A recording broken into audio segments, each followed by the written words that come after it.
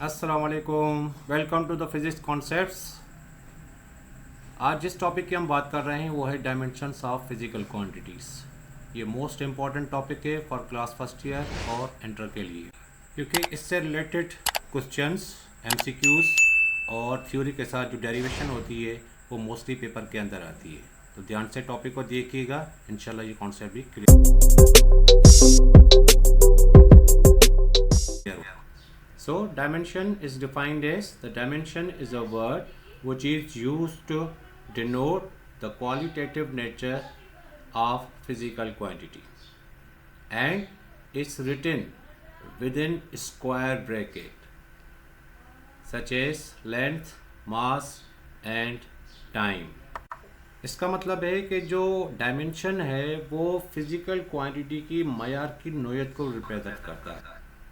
अब इस हिसाब से अगर हम यहाँ पे देखें तो यहाँ हमारे पास क्वांटिटी भी है, सिंबल भी है, यूनिट भी है और डायमेंशन भी है। तो सबसे पहले लेंथ को हम एल से डिनोट करते हैं, इसका यूनिट मीटर होता है और इसका डायमेंशन ब्रैकेट के अंदर कैपिटल एल। इसी हिसाब से मास एम किलोग्राम और कैपिटल एम इसका डायमेंशन होगा। इसी हिसाब से टाइम स्मॉल टी सेकेंड और कैपिटल डी। अब यहाँ पे हमें एक चीज़ को नोट करना है कि लेंथ का जो यूनिट है वो मीटर है। अब लेंथ के अलावा ऐसी बहुत सारी फिजिकल क्वांटिटीज़ हैं जो हम मीटर्स में मेजर करते हैं। फॉर एग्जांपल डिस्टेंस है, ब्रेड्थ है, डायमीटर है, लाइट ईयर है और इसके अलावा और बहुत सारी फिजिकल क्वांटिटीज़ हैं जिसको हम मीटर में मेजर करते हैं। तो जिसका यूनिट मीटर में होगा उसका डायमेंशन कैपिटल एल होगा। ये चीज़ आपने नोट करनी है अच्छी तरह से। अब अगर हमें अदर क्वांटिटीज़ का डायमेंशन मालूम करना हो तो वो एक कॉम्बिनेशन होता है इन बेस डायमेंशंस का। फॉर एग्जांपल सबसे पहले हमारे पास जो एग्जांपल है वो है डायमेंशन ऑफ स्पीड का। We know that speed distance upon time के बराबर होता है। तो डिस्टेंस का यूनिट जो होता है वो मीटर होता है और टाइम जो है वो सेकंड से मेजर होता है। तो डिस्टेंस अगर मीटर में है तो लेंथ का जो कॉन्सेप्ट मैंने आपको बताया था कि और ऐसी बहुत सारी फिजिकल क्वांटिटीज़ हैं जिसका यूनिट मीटर में होता है। तो जिसका यूनिट मीटर में होगा तो उसका डायमेंशन कैपिटल एल होगा। तो इस हिसाब से आप देखें कि v is equal to S upon T. S means distance और डिस्टेंस का डायमेंशन आपके पास क्या हो गया एल और टाइम का डायमेंशन टी हो गया। That for L upon T is the dimension for speed. अब एल ब्रैकेट के अंदर है, टी यहाँ पे डिवाइड में है, ऊपर आ जाएगा तो ये टी माइनस वन हो जाएगा। That is L T minus one. इन दोनों को अगर मिला के रखेंगे तो ये हो जाएगा एल टी माइनस वन। अब क्योंकि वेलोसिटी जो होती है वो भी डिस्प्लेसमेंट अपॉन टाइम होती है, तो वेलोसिटी डिस्प्लेसमेंट जो होता है वो भी मीटर्स में होता है, तो उसका भी डायमेंशन वही सेम होगा जो डायमेंशन आपका स्पीड का डायमेंशन है। Therefore L T minus one as well as the dimension of velocity. अब वेलोसिटी के बाद हम बात करते हैं एक्सीलरेशन की। Similarly the dimension of acceleration is, acceleration क्या होती है, we know that change of velocity per unit time. A is equal to delta V upon T. अब वेलोसिटी कोई भी हो, चाहे वो इनिशियल हो, चाहे वो फाइनल वेलोसिटी हो, चाहे वो चेंज ऑफ वेलोसिटी हो, डायमेंशन उसका वही होगा एल टी माइनस वन। तो इस हिसाब से देखें that is A is equal to delta V upon T is equal to, अब वेलोसिटी का डायमेंशन क्या हो गया L T minus one, divide में टाइम है तो टाइम का डायमेंशन कैपिटल टी हो गया, is equal to L T minus one. Same यहाँ पे हमने रखा, ये जो टी डिवाइड में इसको ऊपर लेके आ गए तो ये टी माइनस वन हो गया। अब टी माइनस वन ये, टी माइनस वन ये, तो पावर्स आपस में क्या होते हैं, ऐड होते हैं। तो ये हो जाएगा L T minus to. L T minus two is the dimension for acceleration. आप इसको एल अपॉन टी स्क्वायर करके भी लिख सकते हो, ठीक है। उसके बाद हम देखते हैं कि हमारे पास दूसरा डायमेंशन क्या है, and that of force. Force का डायमेंशन मालूम करना है हमें। तो वी नो दैट फोर्स क्या होता है, force F is equal to M A, mass into acceleration. Mass का डायमेंशन आपको पता है, एक्सीलरेशन का डायमेंशन रिसेंटली अभी आपने मालूम किया। तो डायमेंशन ऑफ फोर्स आपके पास क्या हो जाएगा, F is equal to M A, F is equal to M mass, mass का डायमेंशन कैपिटल एम, और एक्सीलरेशन का डायमेंशन अभी हमने मालूम किया that is L T minus two. तो इन दोनों को मिला के रखेंगे M L T minus two. तो ये डायमेंशन हो गया किसका, ये डायमेंशन हो गया फोर्स का। उसके बाद नेक्स्ट में हम आते हैं dimension of momentum. We know that momentum क्या होता है, product of mass into velocity. Mass का डायमेंशन और वेलोसिटी का डायमेंशन।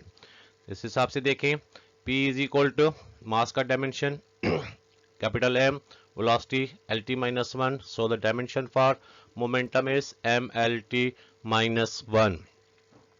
उसके बाद फिर हम देखते हैं dimension of work. We know that work in physics product of force and displacement. F यहाँ पे फोर्स को रिप्रेजेंट करता है, S यहाँ पे डिस्प्लेसमेंट होता है. अब फोर्स का डायमेंशन भी अभी आपने नोट किया होगा. डिस्प्लेसमेंट क्योंकि मीटर्स में होता है तो उसका डायमेंशन L के बराबर होगा. तो इस हिसाब से देखें, W is equal to F की जगह पे क्या आ गया, MLT minus 2, the dimension of force. S यहाँ पे डिस्प्लेसमेंट है, डिस्प्लेसमेंट का डायमेंशन L हो जाएगा. तो ये L इस L के साथ मल्टीप्लाई है, तो यहाँ पे क्या हो जाएगा, ML square T minus 2 is the dimension of work. उसके बाद हम बात करते हैं Newton law of universal gravitation की. अब लॉ ऑफ ग्रेविटेशन का एक फार्मूला होता है, वो फार्मूला आपके पास क्या है, F is equal to G M1 M2 upon R square. यहाँ पे जो कैपिटल G है वो क्या है, इसको हम कहते हैं यूनिवर्सल ग्रेविटेशनल कांस्टेंट. अब आपने इस यूनिवर्सल ग्रेविटेशनल कांस्टेंट का जो डायमेंशन है उसको आपने मालूम करना है. फोर्स का डायमेंशन तो आपने मालूम कर लिया, अब हमने यहाँ पे यूनिवर्सल ग्रेविटेशनल मतलब कैपिटल G का जो है वो डायमेंशन मालूम करना है. तो इसके लिए हमने इस इक्वेशन को थोड़ा सा रीअरेंज करना पड़ेगा. रीअरेंज कैसे होगा, ये इक्वेशन रीअरेंज ऐसे होगी, G is equal to FR square upon M1 into M2. M1 M2 क्या है, ये प्रोडक्ट है मास का. R स्क्वायर, R क्योंकि डिस्टेंस में तौर पे होता है तो डिस्टेंस का डायमेंशन आपको पता है. तो अब सबसे पहले हमारे पास क्या लिखा है, यहाँ पे फोर्स है, फोर्स का dimension MLT minus 2. R square क्योंकि दो लेंथ्स हैं तो लेंथ इंटू लेंथ मैंने करके लिखा है. इसी हिसाब से यहाँ पे प्रोडक्ट है मास का, तो M1 का M हो गया और M2 का भी M हो गया. तो ये M स्क्वायर बन जाएगा और ये L इंटू L स्क्वायर बन जाएगा. तो ये हो गया MLT minus 2 into L square upon M square. ये L स्क्वायर इस L के साथ मल्टीप्लाई हो जाएगा, क्या हो जाएगा, L क्यूब हो जाएगा. ये हो गया ML cube T minus 2 divided by same M square. अब इस M स्क्वायर को अगर हम ऊपर लेके आ गए तो यहाँ पे पावर पॉजिटिव है तो ऊपर क्या हो जाएगा, नेगेटिव हो जाएगा. तो एक M आपके पास ये है, दूसरा जो नीचे से ऊपर की तरफ आ गया, उसके बाद L cube and T minus 2. अब M माइनस 2 और इसके ऊपर पावर कुछ नहीं मीन्स इसके ऊपर प्लस 1 है, तो माइनस 2 में से प्लस 1 निकल जाएगा. तो आपके पास बाकी क्या बचेगा, M minus 1 L cube and T minus 2 is the dimension for universal gravitational constant. मतलब कैपिटल G का जो डायमेंशन है वो M minus 1 L cube and T minus 2. अब उसके बाद एक क्वेश्चन है हमारे पास, checking the homogeneity of physical equation. Homogeneity का मतलब क्या होता है, फिजिकल इक्वेशन मतलब फिजिकल इक्वेशन जो भी हमारे पास है उसको हम चेक करेंगे क्या वो डायमेंशनली करेक्ट हैं या नहीं है. डायमेंशनली करेक्ट का मतलब क्या होता है कि उसकी लेफ्ट हैंड साइड सेम आनी चाहिए उसकी राइट हैंड साइड के. इक्वेशन जो भी हो आपके पास उसकी लेफ्ट हैंड साइड इक्वल हो, सेम हो उसकी राइट हैंड साइड की इक्वेशन के हिसाब से. तो यहाँ पे हम देखते हैं, we are sure that the dimension of quantities on both sides of equation are the same. This is called the principle of homogeneity of dimensions. तो सबसे पहले हमारे पास जो इसकी इक्वेशंस हैं वो इक्वेशन कौन कौन सी हैं, ये इक्वेशन हमारे पास देखें आप. तो यहाँ पे आपके पास ये 4 इक्वेशंस मैंने यहाँ पे लिखी हुई हैं. एक इक्वेशन आपके पास S is equal to V into T है. First equation of motion VF is equal to VI plus AT. Second equation of motion S is equal to VIT plus 1 upon 2 AT square. और third equation 2AS is equal to VF square minus VI square. सबसे पहले इस equation से start करते हैं. इस equation में देखें क्या ये डायमेंशनली करेक्ट है या नहीं है. इसका मतलब है कि इसकी लेफ्ट हैंड साइड और राइट हैंड साइड दोनों जो है वो सेम होनी चाहिए. तो S is equal to V into T. S यहाँ पे डिस्टेंस को रिप्रेजेंट करता है. डिस्टेंस का डायमेंशन क्या होता है, L.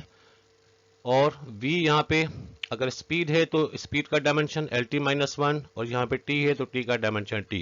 अब ये T माइनस 1 है और ये इसके ऊपर पावर प्लस 1 है, तो ये दोनों एक दूसरे के साथ क्या हो जाएंगे, ये कैंसिल हो जाएंगे. क्योंकि T माइनस 1 का जो कॉन्सेप्ट है वो डिवाइड वाला होता है. इसका मतलब है कि LT माइनस 1 का मतलब है कि L अपॉन T है, तो वो T इस T के साथ कैंसिल हो जाएगा. बाकी आपके पास क्या बचेगा, बाकी आपके पास यहाँ पे L बचेगा।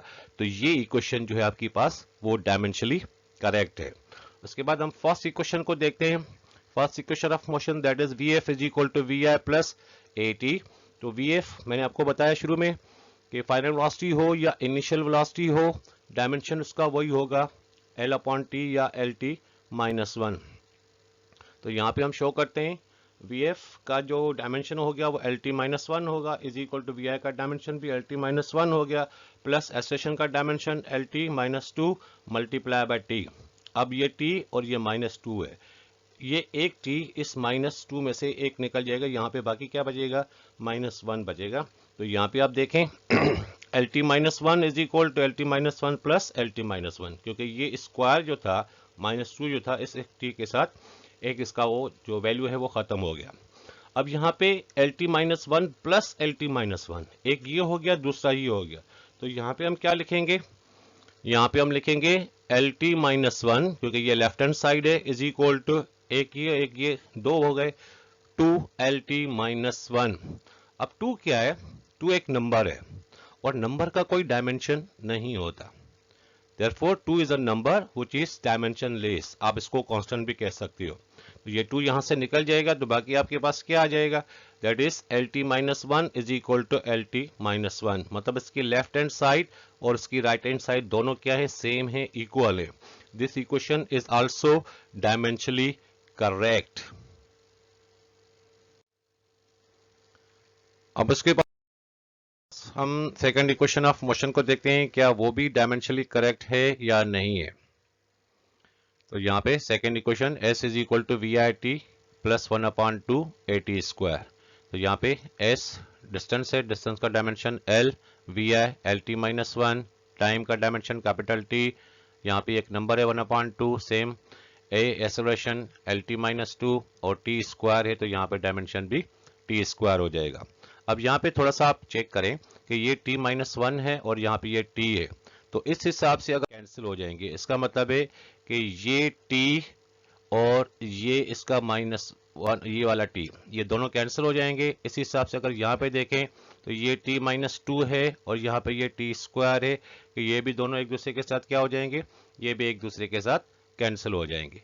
तो बाकी आपके पास यहाँ पे इक्वेशन में क्या आ जाता है, यहाँ पे L इज इक्वल टू, क्योंकि T माइनस 1 इस T के साथ कैंसिल हो गया तो यहाँ पे भी L आ गया, प्लस 1 अपॉन 2 सेम। उसके बाद माइनस 2 यहाँ पे T माइनस 2 और T स्क्वायर दोनों एक दूसरे के साथ कैंसिल हो गए, तो यहाँ पे भी आपके पास बाकी L यहाँ पे बच गया। अब ये L जो है वो इस 1 अपॉन 2 के साथ क्या है, मल्टीप्लाई में, तो यहाँ पे क्या हो जाएगा, L अपॉन 2 हो जाएगा। देखिए यहाँ पे L इज इक्वल टू ये left hand side is equal to ये same L plus L upon 2, क्योंकि 1 मल्टीप्लाई बाय L अपॉन 2, तो ये L अपॉन 2 होगा। तो 2 यहाँ पे क्या हो जाएगी, 2 यहाँ पे इसकी LCM हो जाएगी, तो 2 LCM हो गया। तो 2 को अगर इसके साथ मल्टीप्लाई करें तो ये 2L हो जाएगा, यहाँ पे 2 कैंसिल हो जाएगा, तो ये हो जाएगा L plus L upon 2 is equal to 2L plus L upon 2। तो 2L प्लस L कितना हो गया, 3L हो गया। 2L ये है प्लस L ये है, तो ये हो जाएगा 3L। तो 3L left hand side L is equal to 3L upon 2। तो 3 अपॉन 2 क्या है, एक नंबर है which is constant, क्योंकि ये डायमेंशन लेस होता है। तो बाकी आपके पास क्या बचेगा, ये 3 अपॉन 2 निकल जाएगा, यहाँ पे सिर्फ L आ जाएगा। तो राइट हैंड साइड पे आपके पास L है, लेफ्ट हैंड साइड पे आपके पास क्या है, वो भी आपके पास L है। तो इस सूरत में L is equal to L, उसका मतलब है कि left hand side is equal to same as right hand side. तो इसका मतलब है कि सेकेंड इक्वेशन ऑफ मोशन जो है वो भी आपके पास डायमेंशनली करेक्ट है। उसके बाद जो हमारे पास थर्ड इक्वेशन है that is 2AS is equal to VF square minus VI square. इसको आपने अपनी तरफ से ट्राई करना है, ट्राई योर सेल्फ। आप ट्राई कीजिएगा, कोशिश कीजिएगा और चेक कीजिएगा क्या ये थर्ड इक्वेशन ऑफ मोशन जो है वो भी डायमेंशनली करेक्ट है या नहीं है। ठीक है, उसके बाद आगे चलते हैं। आगे हमारे पास एक क्वेश्चन है, एक एग्जांपल है। एग्जांपल क्या है, check the correctness of the relation V is equal to under root F into L, F multiply by L upon M, where V is the speed of transfer wave on a straight string of tension F, length L and mass M। इस equation को हमने check करना है क्या ये equation इसकी left hand side और right hand side दोनों एक दूसरे के बराबर हैं या नहीं है। ठीक है, इसको हमने चेक करना है, इस इक्वेशन को चेक करना है कि ये डायमेंशनली करेक्ट है या नहीं है। तो सबसे पहले इसकी सॉल्यूशन देखते हैं। सॉल्यूशन में सबसे पहले इसकी लेफ्ट हैंड साइड की बात करते हैं और लेफ्ट हैंड साइड पे आपके पास क्या है, यहाँ पे आपके पास इसकी एक स्पीड है। अब स्पीड का डायमेंशन आपको पता है, dimension of left hand side of the equation that is v is equal to L T minus one. तो यहाँ पे इस v की जगह पे क्या आ जाएगा, ये एल टी माइनस वन आ जाएगा। उसके बाद फिर हम इसकी राइट हैंड साइड की बात करते हैं, dimension of right hand side of the equation. अब राइट हैंड साइड पे आपके पास क्या है, फोर्स भी है, लेंथ भी है, डिवाइडेड बाय मास भी है, और उसके ऊपर क्या है, अंडर रूट है। अंडर रूट का मतलब क्या होता है, 1/2। तो यहाँ पे f multiply by L multiply by M divide में ऊपर आ जाएगा, -1 हो जाएगा, और इसके ऊपर होल क्या है, अंडर रूट है, तो अंडर रूट का मतलब क्या हो गया, 1/2 हो गया। ठीक है, अब इसके डायमेंशन की तरफ आते हैं। फोर्स का डायमेंशन MLT-2, लेंथ का डायमेंशन कैपिटल L -M-1 का डायमेंशन M-1 कैपिटल हो जाएगा, मास का डायमेंशन और उसके साथ 1/2 हो गया। अब ये L और ये L दोनों L's को अगर हम मल्टीप्लाई करें तो ये क्या हो जाएगा, ये L स्क्वायर बन जाएगा। और यहाँ पे M-1 है, तो ये M-1 आपका इस M के साथ क्या हो जाएगा, कैंसिल हो जाएगा।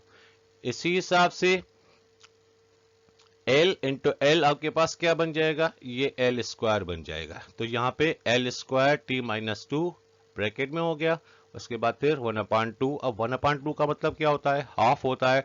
तो इस इक्वेशन का हाफ जो होगा वो किसके बराबर होगा, वो हाफ आपका इस हिसाब से हो जाएगा। तो ये हाफ LT-1 हो जाएगा। अब आपने देखा कि लेफ्ट हैंड साइड ऑलरेडी इसकी LT-1 है, is equal to right hand side भी आपकी LT-1 के बराबर हो गया। इस तरह से हमने इस इक्वेशन को भी प्रूफ कर दिया कि ये भी इक्वेशन जो है वो डायमेंशनली करेक्ट है। Since the dimensions of both sides of the equation are the same, so equation is dimensionally correct. अगर आपका यहाँ पे पूरा कॉन्सेप्ट क्लियर हो गया डायमेंशन के बारे में, डायमेंशन क्या है, dimension is a word which is used to denote the nature of physical quantity. जो फिजिकल क्वांटिटी की नेचर को रिप्रेजेंट करे उसको हम डायमेंशन कहते हैं। मोस्टली बेसिक यूनिट्स के हमने डायमेंशन बनाए, उस बेसिक यूनिट्स में से हमने ड्राइव यूनिट्स के डायमेंशंस बनाए। ड्राइव यूनिट्स के बाद हमने इक्वेशंस ऑफ मोशंस को देखा, उसको हमने चेक किया क्या ये डायमेंशनली करेक्ट है या नहीं है। उसके बाद हमारे पास एक एग्जांपल था, उसको भी हमने अच्छी तरह से उसको वेरीफाई किया कि ये आपके पास जो रिलेशन है वो भी डायमेंशनली करेक्ट है। इस हिसाब से अगर आपका कॉन्सेप्ट क्लियर हो गया है तो चैनल को लाइक और सब्सक्राइब जरूर कीजिएगा। मिलते हैं फिर एक नेक्स्ट वीडियो के साथ, तब तक के लिए अल्लाह हाफिज।